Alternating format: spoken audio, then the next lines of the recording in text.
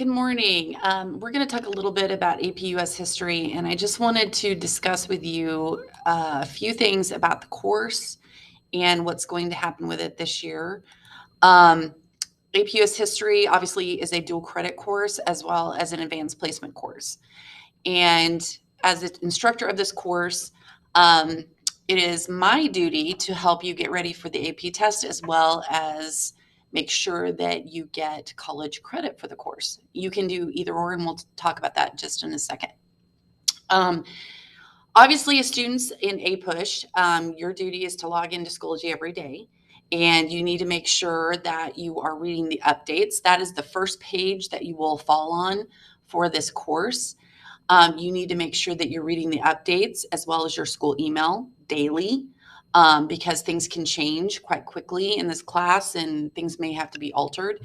Um, right now, little did I know that both Purple Days and Black Day students are enrolled in the same course. So that makes it a little bit difficult as far as the Microsoft Team meetings that I had set up originally. But you are to go ahead and get started on your orientation stuff, no matter which day you're on. So this will consist of an email to me as the instructor. You're also going to log in and set up your online textbook. I would also strongly suggest that you go to the library and pick up a hardback cover textbook to have at home in case your Wi-Fi goes down, whatever it may be. So that way you can read the section if you need to. The book is by Alan Brinkley. It is the 15th edition of American History Connecting with the Past. It is the AP edition of the book. So you just need to go to Mrs. Cobble or Mr. Schmidt down in the Media Center, and they will get that checked out to you. You'll also need to log into AP Classroom, and I'm going to give you the week to do that. I think you need to really talk to your parents about if you are going to take the AP test or if you are going to just do the dual credit or if you're going to do both. If you are going to a college that is in state, most likely the MCC credit or the Metropolitan Community College that we work through, your credit will transfer in. So if you go to Mizzou or if you go to one of the regional schools in Missouri, your credit most likely will transfer in. If you're going outside of the state for college, that's when it gets tricky because some of the colleges do not accept MCC credit. So you would probably need to contact the college and see if they do. If not, you'll probably want to take the AP test. And most colleges, if you take the AP test, will want a 4 or 5 on the test. That takes a lot of studying, a lot of dedication, and you just need to make sure that you are really working at it and preparing for that test. And the test will be in the spring. Later on, I'll be posting information about the cost of the test. It's around $100 this year. You will have to pay that, I think, by October 22nd or so. Pay for the test. The test is in the spring. I think May 6th is our test date for AP US History. And if you do not show up for the test, you will be fined $40 on which the school will pass along to you by AP for not showing up, for not taking the test. So you really want to make sure that before you log into AP Classroom this week, that you have a good idea of what you want to do. And you still have some time after that, I think, to say if you want to take it or not. But I just want to make sure you're having those conversations because it is a lot of money and it is important that you really think about what you want to do with that credit.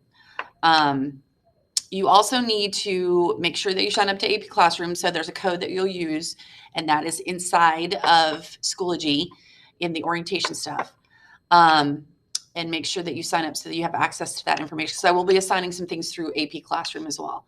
You also need to make sure you go through the syllabus. The most important things to look for are the grading policy and the credit information for MCC.